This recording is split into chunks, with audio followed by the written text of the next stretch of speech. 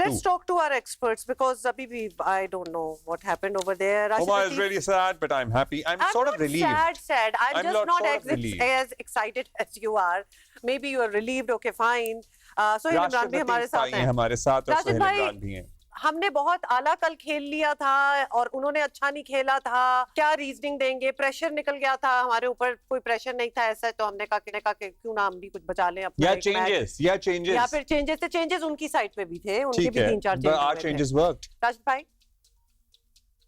जी, एक तो मुबारक हो आप लोगों को, बहुत बड़ी कामयाबी मिली पाकिस्तान को. अगेंस्ट 10th पोजीशन है रैंकिंग में उनकी. और एक चीज ये देखनी पड़ेगी कि हम 8 रैंकिंग में, वो 10th पे है.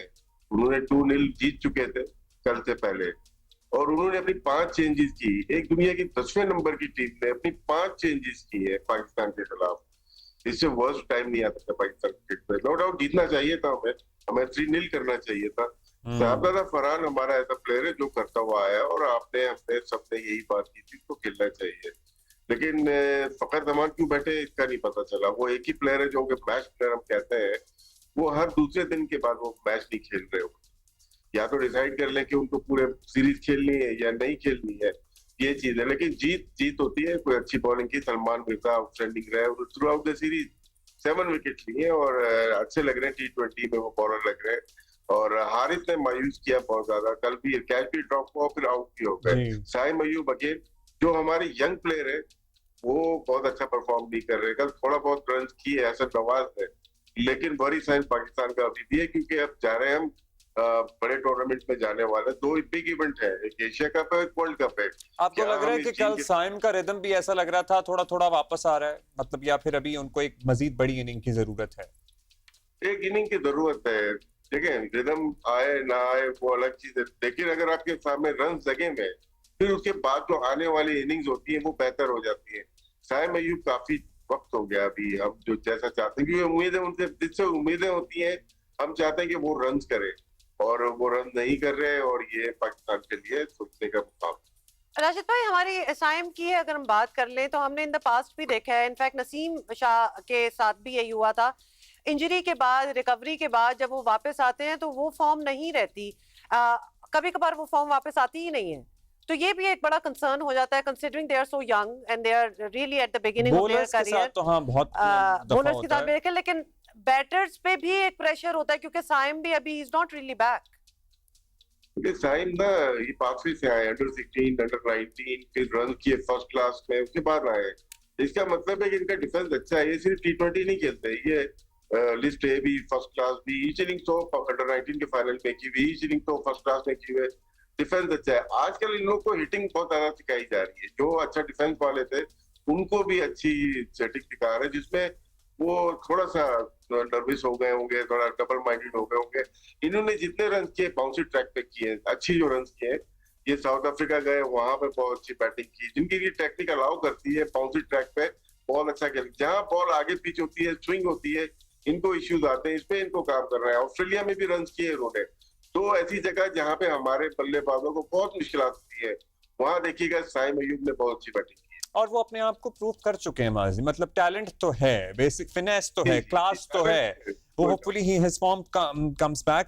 अच्छा, अब हम आपके पास भी चलेंगे सोहेल इमरान. कल हमने देखा ढाका में प्रेस कॉन्फ्रेंस, मतलब मीडिया से बात भी की. मोहसिन नकवी जो प्रेसिडेंट हैं एशियन क्रिकेट काउंसिल के, भी एशिया कप के हवाले से क्या मामलात हैं, कब तक क्लैरिटी आ जाएगी चीजों में? बड़ा पॉजिटिव और ऑप्टिमिस्टिक लग रहे थे वो. तो देखिए, कल तो जो शूटिंग की हुई थी उन्होंने, अब्दुल्ला भाई आपकी तरह ही लग रहे, स्मार्ट लग रहे थे मोहसिन नकवी साहब.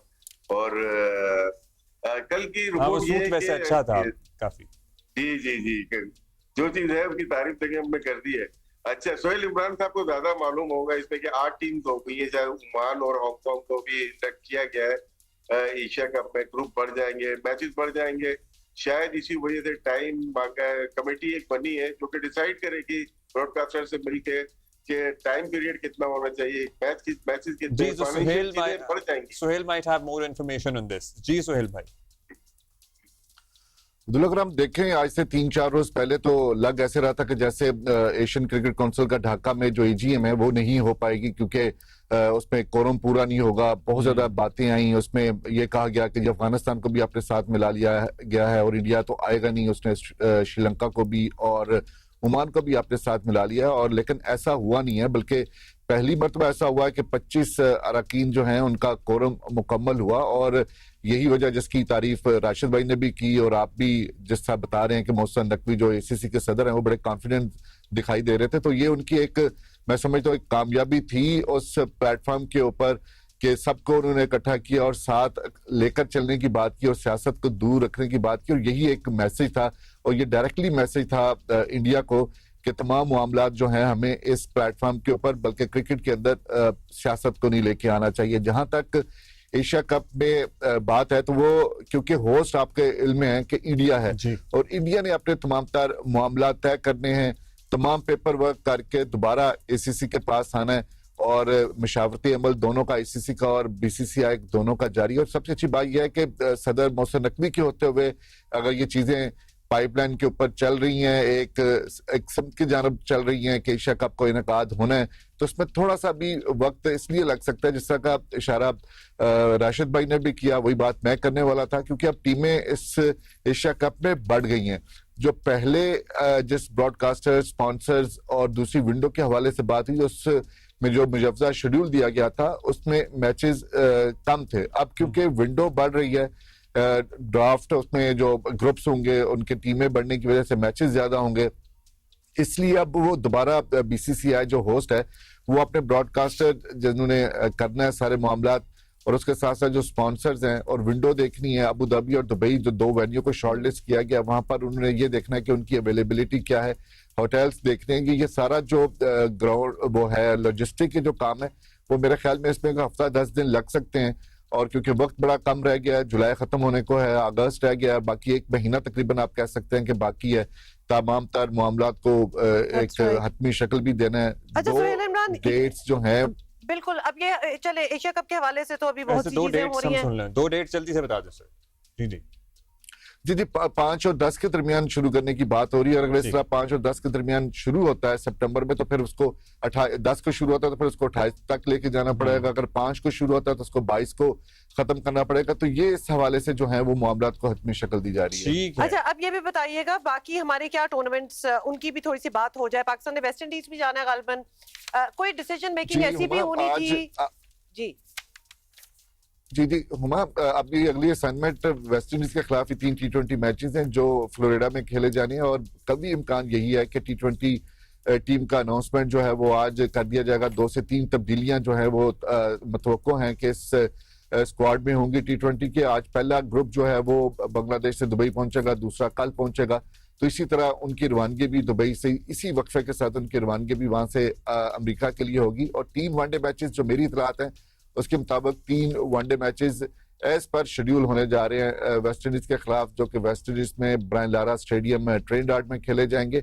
उसके लिए स्क्वाड का अनाउंसमेंट भी होगा आज, उसके ऊपर भी हतमी फैसला हो सकता है। अगर वो वनडे सीरीज होती है तो उसके लिए अलग स्क्वाड होगा और उसमें जो पुराना पाकिस्तान का स्क्वाड है जिसने न्यूजीलैंड के खिलाफ आखिरी मरतबा सीरीज खेली थी वनडे की, वो वाले खिलाड़ी जो हैं वो भी शामिल होंगे। वो भी जाहिर है वो उसका का हिस्सा थे, वो होंगे। राशिद भाई, हम जरा अब एशिया कप की भी जाहिर है राहमबार हो रही है, होगा कुछ मुजब्बज़ा डेट्स भी आ रही हैं। टीम सिलेक्शन इस टूर्नामेंट में भी आपको कुछ रिजर्वेशंस थी।